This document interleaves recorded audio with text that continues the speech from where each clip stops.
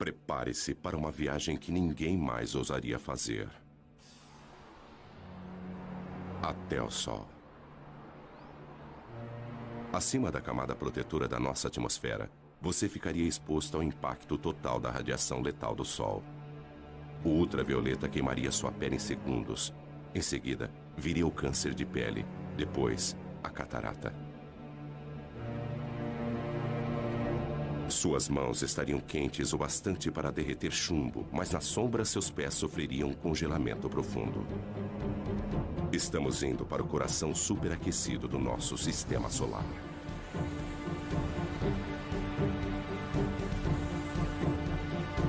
Aqui, forças invisíveis dão origem a arcos de fogo tão grandes que engoliriam a Terra.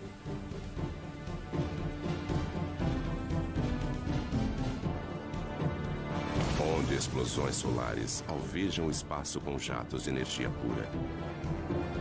Se o nosso planeta Terra estivesse próximo de uma destas, seria vaporizado em segundos. Hastes de hidrogênio quente. Este prado vermelho é invisível para nós na Terra, onde ficamos ofuscados pelo brilho intenso que existe abaixo dele. Aqui, jatos de calor sobem e descem, cada um com o tamanho do Texas e com 1.600 quilômetros de profundidade. E ainda mais abaixo, em seu núcleo, a temperatura é de 17 milhões de graus centígrados.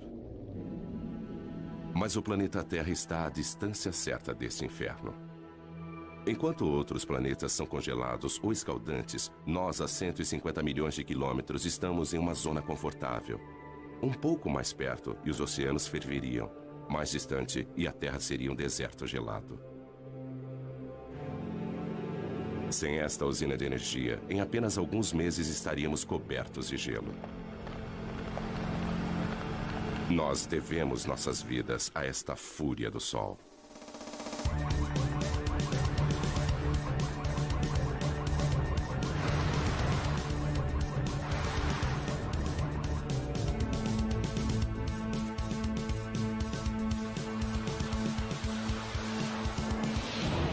Sol indomável. O Sol sustenta a vida na Terra. Seu calor dirige nosso clima, evaporando a água dos oceanos e movimentando-a através dos continentes. A chuva e a neve tornam os terrenos adequados para a vida. Mas o nosso Sol não é apenas calor, também é luz. O milagre das plantas é sua habilidade em usar a luz do Sol para crescer. E após crescerem, criam um outro milagre. Através da fotossíntese, as plantas convertem a água e dióxido de carbono em carboidratos, liberando oxigênio. Como as plantas, os animais também aproveitam a energia do Sol. O calor do corpo de todos os animais já foi luz solar. Sem este calor, criaturas como o crocodilo não teriam energia para digerir seus alimentos. Uma câmera de mapeamento térmico mostra as áreas quentes, as protuberâncias nas costas do crocodilo que desenvolveram-se para captar o calor do Sol.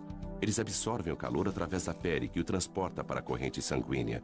Os alimentos apodreceriam no estômago frio de um crocodilo. Nós também gostamos de nos deitar ao sol. E quando fazemos isso, obtemos mais do que apenas um bronzeado.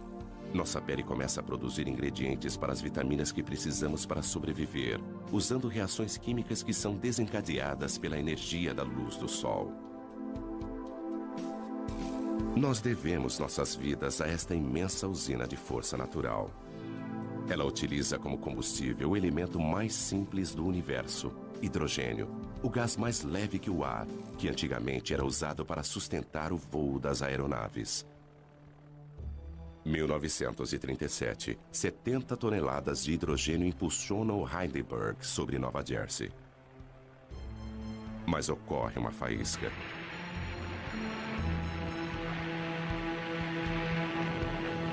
O gás se incendeia numa reação química.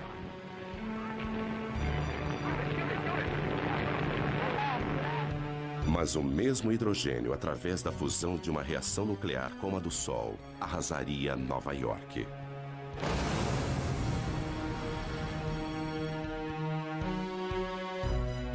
Por isso, o Sol é melhor observado a uma distância segura.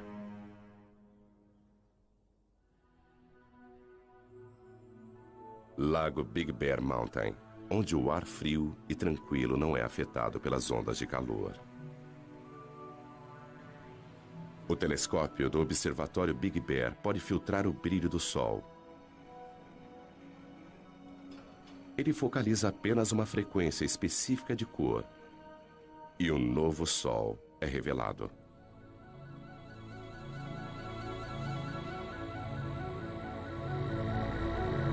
Deixando de ser um disco ofuscante e observando a luz emitida pelo hidrogênio quente, as características do Sol aparecem subitamente.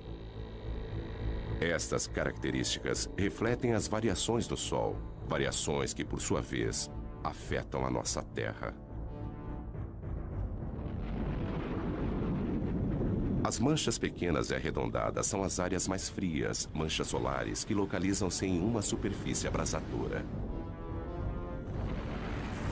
Labaredas, fissuras que se abrem, brilhando com mais calor à luz do hidrogênio.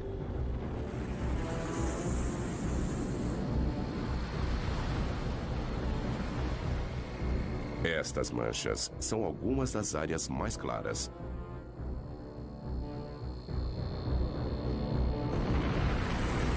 Imensos filamentos, arcos de gás erguendo-se acima da superfície.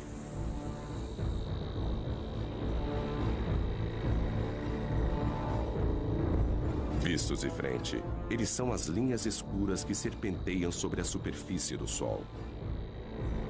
Estas mesmas características, quando vistas contra a coroa, são chamadas de proeminências. Elas curvam-se para o alto, grandes o bastante para engolir a Terra. Os segredos do Sol são revelados pelo alcance da radiação que ele envia para o espaço. Há muito mais na luz do Sol do que nossos olhos podem ver.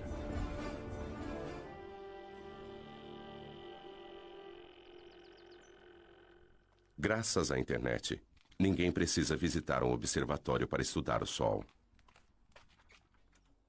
O professor e escritor Ken Lang trabalha na própria casa em Boston. Ele dedicou grande parte de sua carreira a pesquisar o que faz o Sol brilhar. O segredo está na capacidade do Sol de comprimir os átomos de hidrogênio com tamanha potência que eles se fundem, transformando-se em hélio. O Sol brilha por fusão nuclear. A fusão de 4 átomos de hidrogênio e 1 de hélio. Primeiro um átomo de hidrogênio funde-se a outro, depois mais um e um quarto. Mas o hélio pesa menos do que 4 átomos de hidrogênio que o formaram. Então a massa é menor do que a que você utilizou. Essa diferença na massa é a energia que alimenta o Sol. Alguns quilos de matéria transformam-se em energia em uma bomba H. Mas a cada segundo, o Sol libera a mesma energia de 1 milhão de bombas H. Apesar disso, existe uma força que impede que ele se fragmente. A gravidade. Ela é forte o bastante para manter o monstro nuclear sob controle. A gravidade comprime o Sol, fazendo com que ele se aqueça por dentro. As partículas movimentam-se mais rapidamente e a fusão nuclear ocorre a uma taxa mais veloz. Isso gera uma pressão de dentro para fora que faz com que o Sol se expanda e resfrie-se novamente. Mas quando a fusão obriga o Sol a se expandir, a gravidade volta a agir. O núcleo se aquece e a fusão nuclear aumenta. Então o pêndulo fica oscilando entre a gravidade e a fusão. É como um cabo de guerra indo e voltando, mas sem vencedor.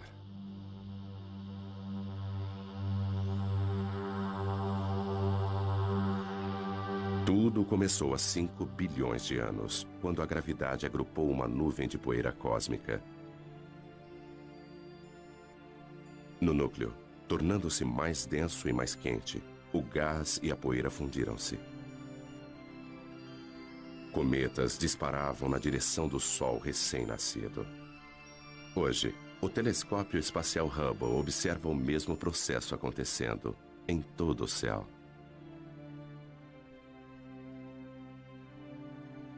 Nosso Sol é apenas uma entre bilhões de estrelas. O Hubble aproxima-se delas e nos mostra estrelas de todas as idades num ciclo de vida em que todas estão conectadas, porque as estrelas nascem de outras estrelas.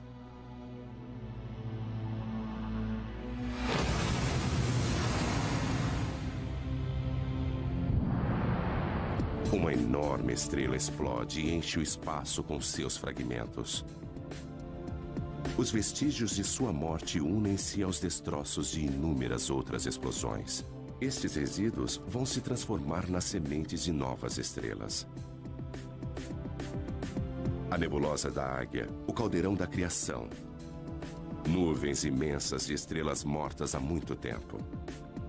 No seu interior, estrelas, planetas, talvez até mesmo vida. Tudo isso esperando pela iminência do nascimento. Mas no gás e na poeira que formam a nebulosa de Orion, a gravidade já reuniu os destroços e deflagrou o fogo celeste. Novas estrelas com bilhões de anos para brilhar. Da história estelar universal, agora voltamos ao nosso Sol. O que se vê no Sol depende de como ele é observado. Além das cores visíveis, existem os raios-x invisíveis, raios ultravioleta, raios infravermelhos e ondas de rádio. As partes mais interessantes do Sol estão em comprimentos de ondas visíveis. Elas fornecem uma nova perspectiva.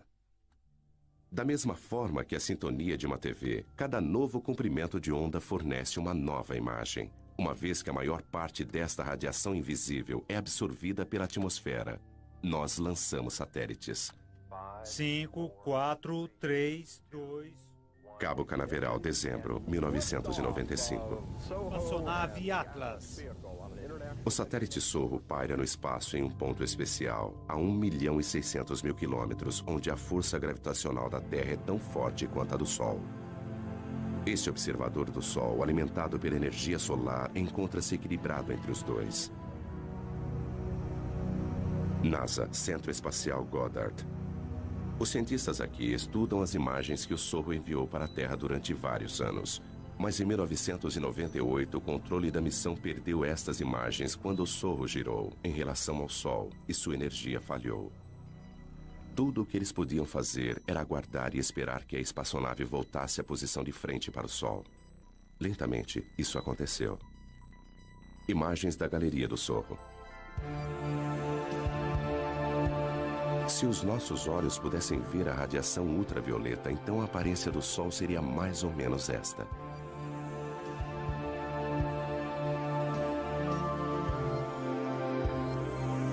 A visão de raio-x mostra manchas brilhantes e quentes. Observando a luz do hélio, uma coroa turbulenta é revelada. Aqui, os gases são movimentados por uma força invisível. Magnetismo é ele que dá forma ao Sol. Os padrões que nós observamos no Sol são os mesmos das linhas dos campos magnéticos em torno de um ímã na Terra. O magnetismo molda, dá forma e comprime tudo o que nós vemos no Sol. Ele energiza explosões potentes. Ele aquece a coroa solar. O magnetismo invisível governa o Sol. O Sol é tão quente que seus átomos de hidrogênio são desmembrados. O que sobra é o plasma, partículas escaldantes e eletricamente carregadas. E onde houver magnetismo, o plasma vai agitar-se. Aqui, nada fica estático. Este rodamoinho incontrolável é um furacão solar com 1.600 quilômetros de largura. E abaixo da superfície brilhante e visível, a convecção ergue gigantescas labaredas de plasma da fornalha sob pressão, mais abaixo.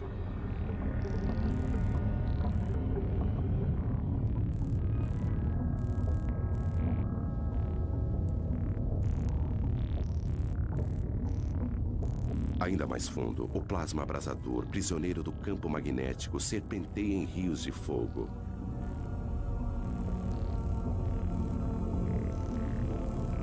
O Sol está em constante movimento. Os mapas mostram que o plasma movimenta-se em velocidades diferentes nas diversas camadas. O vermelho é mais rápido, o azul é mais lento. As partículas elétricas giram em redemoinho dentro do Sol. Mais depressa no Equador, mais lentamente nos polos. E essa diferença de movimento produz o magnetismo do Sol. Isso pode ser estudado com o telescópio McMath.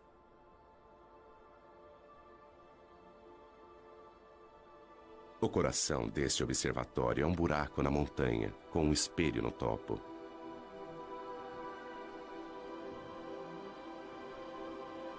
Don Jennings veio aqui para estudar o magnetismo do Sol.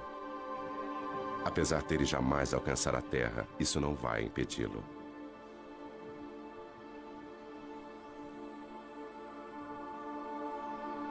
O tubo em que este telescópio foi construído precisa manter uma temperatura muito constante. E, então, construindo dentro da montanha é como tê-lo dentro de uma caverna. O ar dentro do tubo não é tão turbulento e fornece uma imagem muito mais nítida. Ele tem um espelho no alto que capta os raios de sol e os envia a 90 metros de profundidade pela lateral da montanha até outro espelho que recebe o raio e o focaliza, formando uma imagem exatamente onde nós temos nossos instrumentos preparados.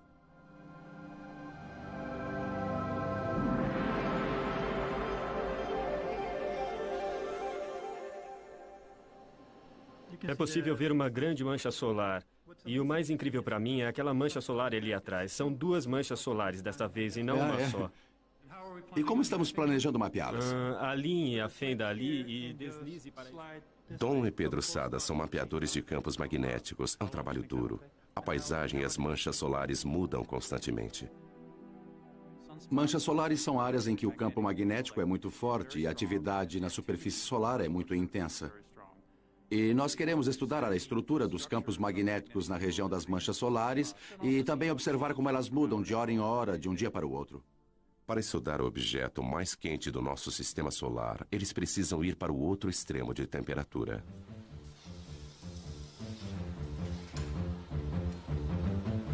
Nós precisamos encher nossos instrumentos com hélio líquido e nitrogênio líquido porque há um sensor dentro deles que precisa ser mantido a apenas alguns graus acima do zero absoluto a fim de operar corretamente. O que se vê aqui é um pouco do hélio saindo e formando vapor d'água no ar. Mas não se trata só de fumaça e espelhos. Há muita ciência séria acontecendo por aqui. Don e Pedro não podem medir diretamente o magnetismo do Sol, mas conseguem ver seus efeitos. O sensor congelado vai observar a radiação infravermelha do Sol e calcular as mínimas variações em sua cor. E agora está tudo pronto. Dom, você pode instalar os filtros enquanto eu coloco a agulha no lugar, por favor? Ok. Campos magnéticos fortes alteram a coloração de algumas das luzes do Sol. Don e Pedro sabem qual deveria ser a cor, e observando o quanto ela mudou, eles podem mapear a força do magnetismo em torno de uma mancha solar. Ok, Dom, eu vou focalizar a câmera para nós podermos ver melhor a mancha solar. Ok, faça isso. Eles criaram uma imagem de como o magnetismo se comporta em torno das manchas solares. O campo magnético proveniente daquela mancha solar é quase como uma fonte que eleva-se no centro, muito concentrado, depois se espalha. E geralmente as manchas solares ocorrem em pares, ou talvez mais. E o campo magnético é proveniente de uma das manchas, talvez como no Polo Norte, de um ímã, e passa para outra mancha, que seria o Polo Sul. Dentro do imenso ímã do Sol existem estes outros ímãs. O plasma do Sol rastreia as linhas de campos magnéticos entre os polos norte e sul.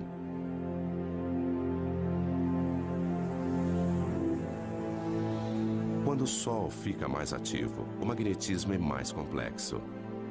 Então, a superfície é transformada em um tapete de agitação magnética. É isso que acarreta o surgimento de mais manchas solares. As manchas solares parecem escuras porque são mais frias do que o resto do Sol. As manchas formam-se onde o magnetismo é mais forte. O campo de força invisível desvia o calor em ascensão daquelas partes da superfície, tornando-as mais frias.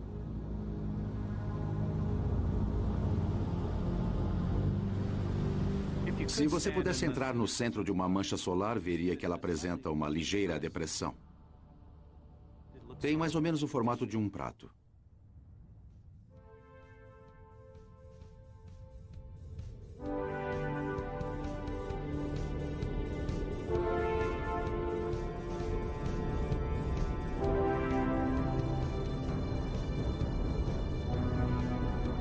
As linhas do campo magnético do Sol estendem-se para o espaço.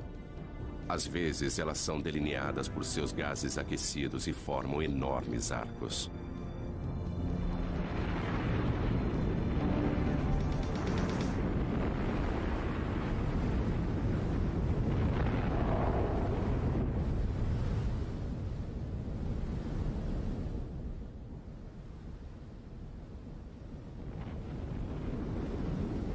Estas são as proeminências. As linhas magnéticas agem como tramas invisíveis, atraindo o plasma para fora. Elas podem pairar sobre o Sol durante semanas. Se você pudesse se aproximar de uma proeminência, veria milhares de quilômetros, talvez um arco grande assim, com materiais flutuando ao longo do campo magnético. Não se vê o campo magnético, só se vê o material brilhante. Arcos de gás que poderiam ir da Terra até a Lua. As linhas de campos magnéticos, quando formam uma proeminência, seguem um padrão de forma igual ao que vemos em torno de um ímã, e é o mesmo padrão. Frequentemente, elas começam como pequenos arcos e depois aumentam. E durante um período de tempo, elas podem se desconectar, e o material então passa a flutuar no espaço.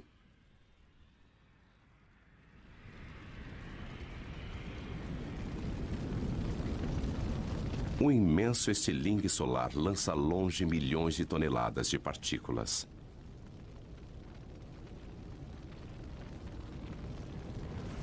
Pode até parecer lento, mas este plasma está a uma velocidade tamanha que poderia cruzar os Estados Unidos em menos de 1 minuto. Indicadores solares para 28 de outubro seguem. Fluxo solar 108 em Boulder A. Indicador 10. Repetindo, fluxo solar 108. Boulder, Colorado. Este é o Centro Nacional Atmosférico e Espacial. No Centro de Operações Atmosféricas do NOAA, nós monitoramos 24 horas por dia e 7 dias por semana.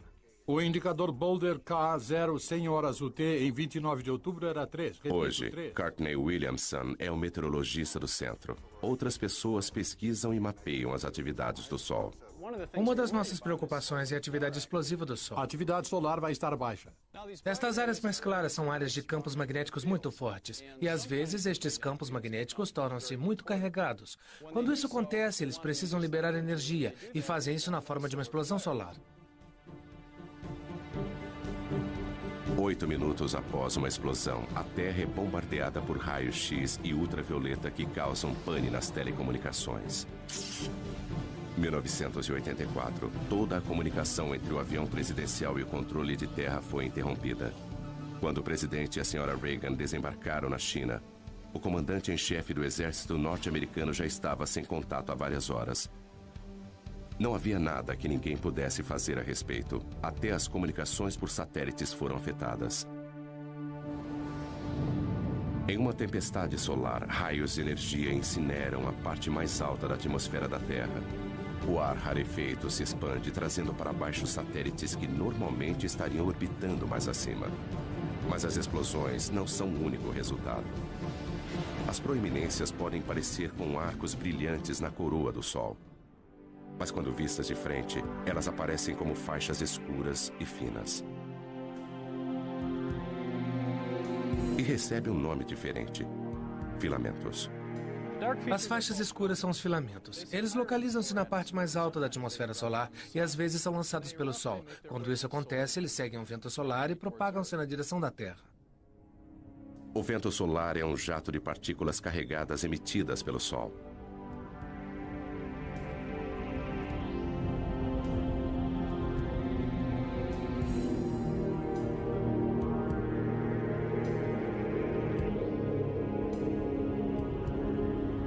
Nossa estrela sofre constantes explosões, enviando milhões de toneladas de elétrons e prótons para o espaço a cada segundo.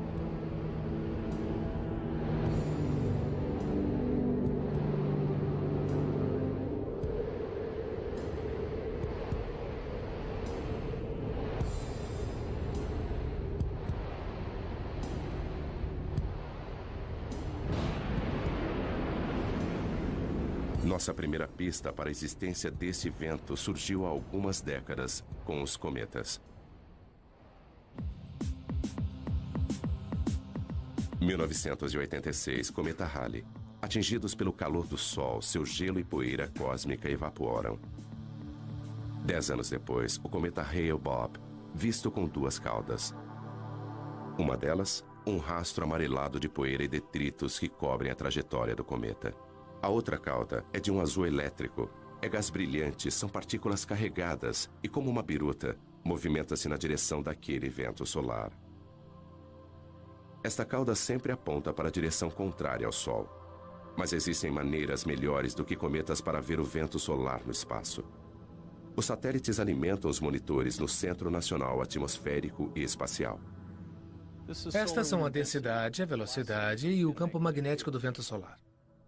Elas mostram a Joe Canches exatamente como o vento solar está soprando. No momento, a velocidade está em torno de 1.600.000 km por hora. Se fosse o dobro disso, nós teríamos uma condição que sabemos estar relacionada a atividades intensas de tempestades geomagnéticas na Terra. O Sorro pode vislumbrar a tempestade no horizonte. Como um disco no centro para filtrar o brilho do Sol, ele vê as partículas que estão sendo emitidas pelo Sol.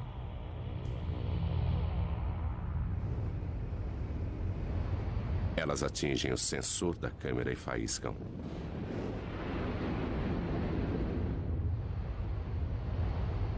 Várias explosões de partículas vão bombardear o campo magnético da Terra.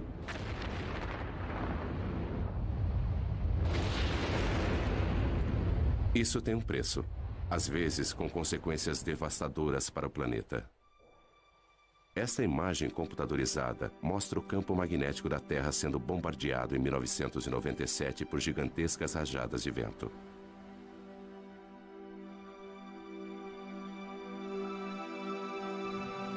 O campo magnético normalmente calmo, mostrado aqui em cinza, sacode violentamente conforme as ondas de partículas o atingem.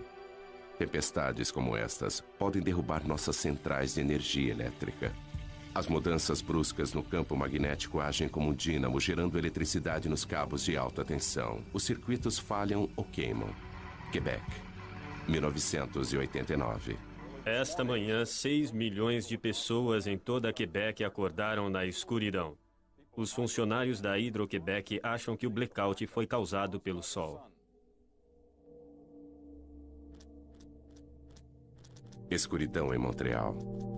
Mas luzes para o resto da América do Norte.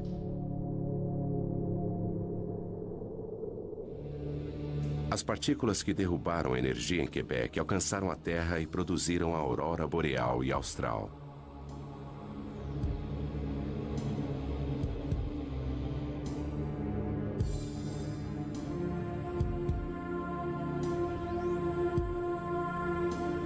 Elétrons em alta velocidade jorram pelas linhas de campos magnéticos da Terra. Como a eletricidade que faz brilhar uma lâmpada de neon, eles colidem com o oxigênio da nossa atmosfera e brilham.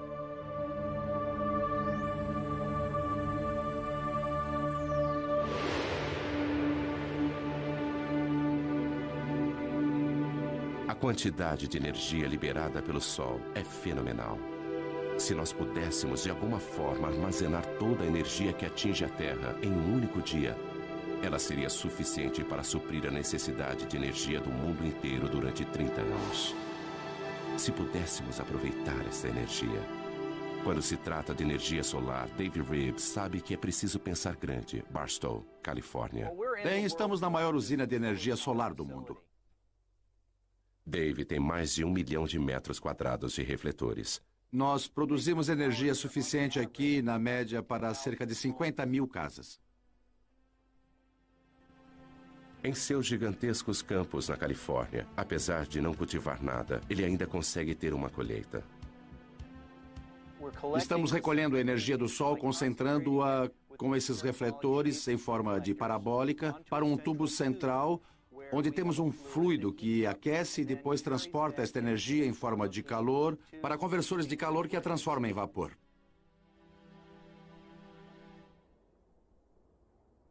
O fluido dentro do tubo é óleo, aquecido pelo calor do sol. Mais quente do que chumbo derretido, cada metro quadrado de refletores capta energia suficiente para alimentar 5 aparelhos de TV.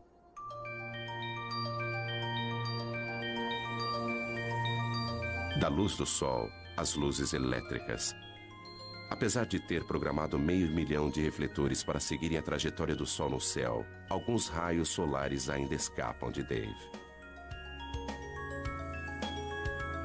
Nós contamos cerca de 30 dias nublados por ano, além de dias que são parcialmente nublados. Mas isso ainda nos deixa uma grande maioria de dias claros e ensolarados.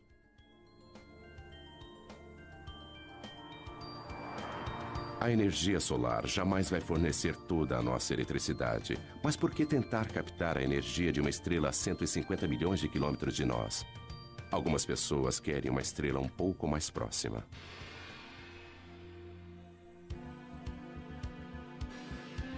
General Atomics, San Diego. Bem-vindos à fábrica de estrelas. É aqui que eles se atrevem a fundir átomos.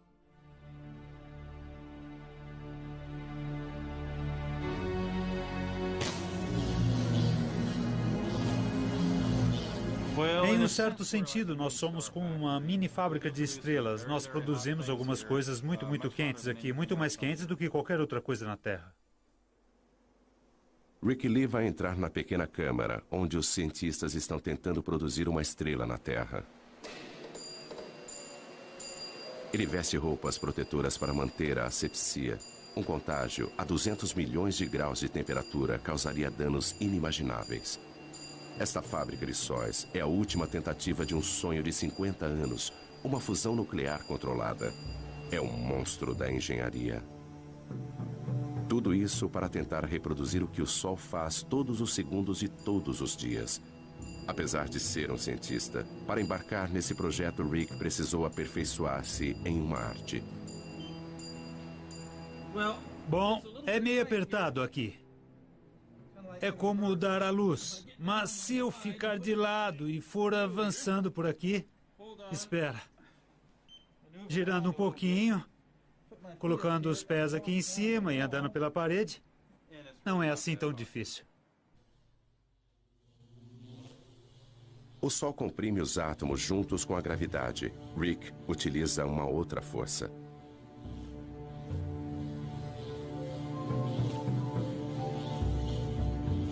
Usaremos campos magnéticos muito fortes para comprimir estas partículas. Tempo suficiente para se fundirem. Até podemos pensar nisso como uma garrafa magnética. Eles começam injetando uma pequena quantidade de gás no anel. Eles usam eletricidade para separar seus elétrons e transformá-los em plasma carregado eletricamente. Então ele pode ser movimentado através do magnetismo. Vai encher quase até aqui. E depois nós vamos ligar os eletroímãs lá fora que vão produzir campos magnéticos para comprimir o plasma quente até esse tamanho, onde a parte mais quente, a parte mais densa, ficará assim do tamanho da minha cabeça. Mas apreender o plasma com magnetismo já foi comparado a segurar gelatina com elásticos. Atualmente, eles só conseguem manter a fusão por alguns segundos. É incrivelmente sedutor criar um sol na Terra, porque o combustível, hidrogênio pesado, é barato. É uma variedade de hidrogênio que ocorre naturalmente na água do mar. Controlando a fusão, esta seria uma fonte barata de energia para as gerações futuras. Eclipse no Caribe. Uma coincidência cósmica. A Lua está com o tamanho e a distância perfeitas para encobrir o disco brilhante do Sol. Somente quando o Sol estiver completamente eclipsado é que será seguro retirar esses óculos especiais. Então, será possível observar a camada externa e secreta do Sol, a coroa. Apesar de estar 3/4 encoberto, ainda é dia claro.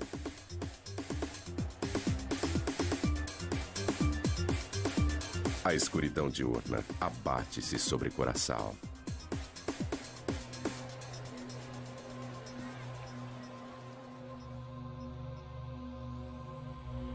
A lua devora as últimas porções do sol. Falta pouco.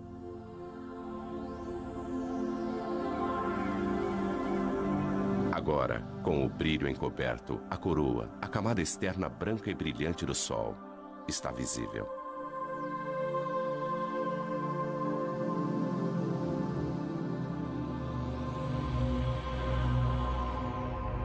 Surgindo acima do Sol, um pontinho de luz.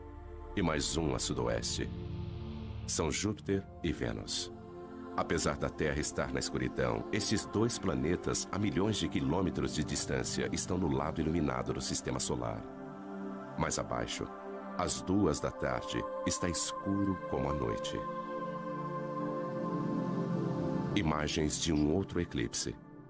Nem todos os campos magnéticos são arcos fechados. Alguns estendem-se para fora e a coroa os segue em raios. As linhas magnéticas lançam-se para o espaço e às vezes é possível ver uma proeminência.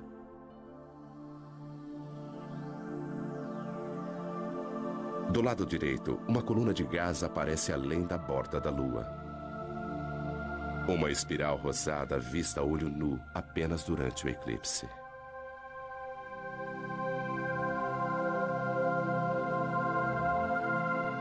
Mas o eclipse no Caribe termina em apenas alguns minutos. É como um anel de diamante, quando os primeiros raios do Sol incidem sobre os vales da Lua. Os cientistas gostariam de ver a coroa todos os dias, mas os eclipses são raros e difíceis de acompanhar.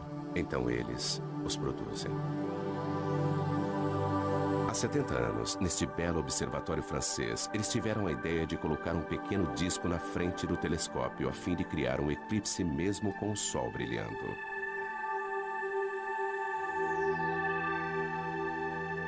Eles observam o que acontece em torno da coroa do Sol. Durante 2 semanas, as proeminências aparecem e somem, e a expulsão de partículas enche a coroa e aumenta o vento solar. Isso dá ao Sol um halo avermelhado. Fora da nossa atmosfera, o satélite Sorro consegue uma imagem ainda mais clara. Combinando isso com uma imagem do Sol, nós podemos ver como a atividade na superfície lança partículas na coroa.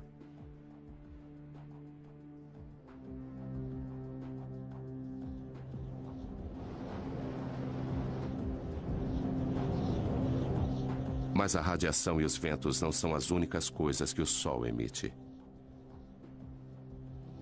Partículas minúsculas, os neutrinos, jorram do cerne nuclear.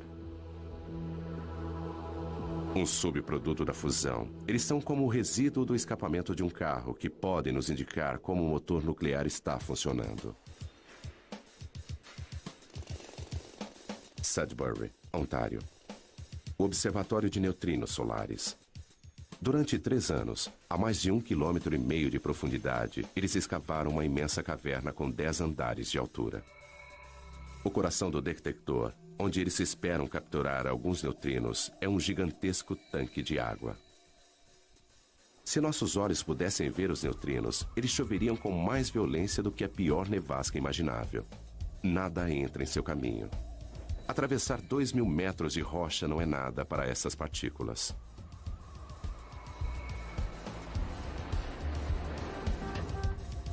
Esta experiência requer o equivalente a 300 milhões de dólares em água pesada. Eles não podem comprá-la, então pediram emprestado. Lá se vão mais de 6 milhões de dólares pelo ralo. Eles usam a água pesada porque ela produz um pequeno flash quando é atingida por um neutrino. E este flash é o que eles estão buscando. Fusões nucleares diferentes produzem tipos diferentes de neutrinos. O tipo de neutrino e sua quantidade são fortes indicadores do tipo de reação que está acontecendo. Nenhum outro experimento pode nos contar tanto a respeito do núcleo do Sol. Existem cerca de 100 bilhões de neutrinos passando através da ponta do meu dedo a cada segundo. Mesmo assim, com 1.000 toneladas de água pesada, o melhor meio para detectar neutrinos no nosso detector só acontece uma vez por hora, de um neutrino produzir um flash de luz que nós podemos observar.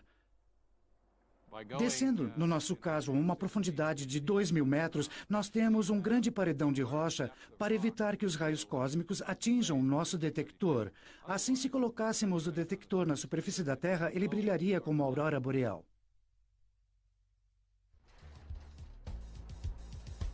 O caçador de neutrinos Duncan Hepburn trabalha em um observatório solar onde o Sol nunca brilha.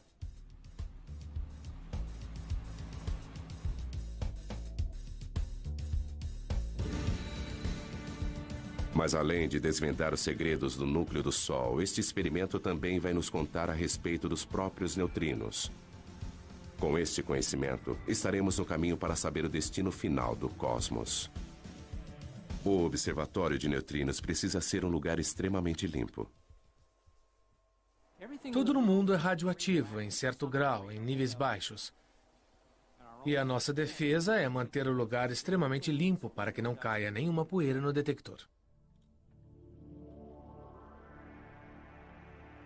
Este laboratório subterrâneo é mais limpo do que uma sala de cirurgia. Duncan precisa se higienizar. Todo mundo que entra toma um banho. O mecanismo básico para detectar um neutrino é: ele vem do Sol, através de nossa Terra, para dentro da água pesada. Água pesada. Mas os átomos de hidrogênio desta água têm um nêutron extra. Esse nêutron é o alvo. Quando é atingido por um neutrino, uma partícula de alta velocidade é liberada. Pense nisso como um jogo de bilhar e, de repente, nós veríamos uma bola correndo muito rápido. Ele produz um cone de luz azul. Portanto, em torno do tanque de água pesada, colocamos 10.000 sensores de luz que estão sintonizados para captar esta luz azul e contar sua incidência. Este cone de luz indica a direção de onde veio o neutrino. Este é um sinal muito valioso, porque nós sempre podemos comparar com o lugar onde achamos que o Sol se encontra no céu naquele momento. Além de desvendar os segredos do Sol, o projeto Sudbury conseguiu nos ensinar muito, muito mais. A questão mais fundamental da ciência pode ser respondida aqui. Os flashes na água podem revelar quanto os neutrinos pesam. Sabendo disso, podemos prever o futuro do universo.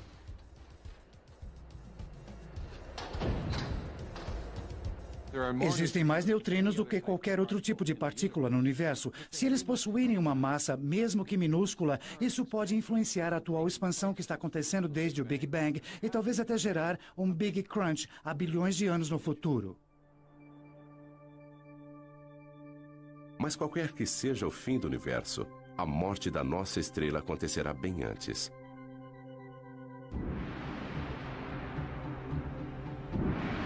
Em 3 bilhões de anos, qualquer vida terrestre estará condenada ao crematório. O Sol perderá seu equilíbrio e o pêndulo vai se alternar entre a fusão e a gravidade. O hidrogênio remanescente vai aflorar e explodir para fora, enquanto o núcleo de hélio vai brilhar muito mais do que o hidrogênio jamais brilhou.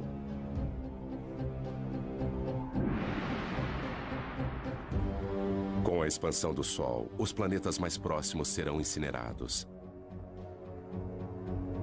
As calotas de gelo de Marte derreterão.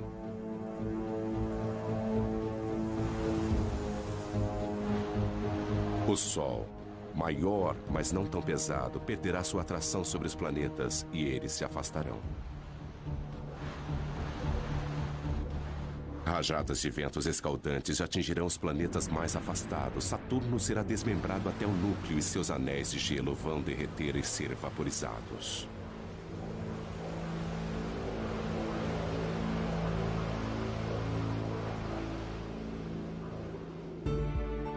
Antigo gigante, Júpiter agora parece modesto, encoberto por sua lua Europa, cuja calota de gelo derreteu e transformou-se em oceanos. O sistema solar está irreconhecível. O Sol consome a si mesmo agora, tornando-se uma anã branca, alimentando-se das cinzas elementares das fusões anteriores. Em sua fase final, ele lança imensos jatos de poeira cósmica e os resíduos de sua morte alcançam muito além de seus antigos planetas. A ampulheta esgotou-se para o sistema solar. O Sol, que nutria e proporcionava vida para seus filhos, agora os devora. E ele lança suas cinzas ao vento cósmico para que sejam reunidas em nuvens e depois formar novas estrelas, novos planetas e talvez nova vida.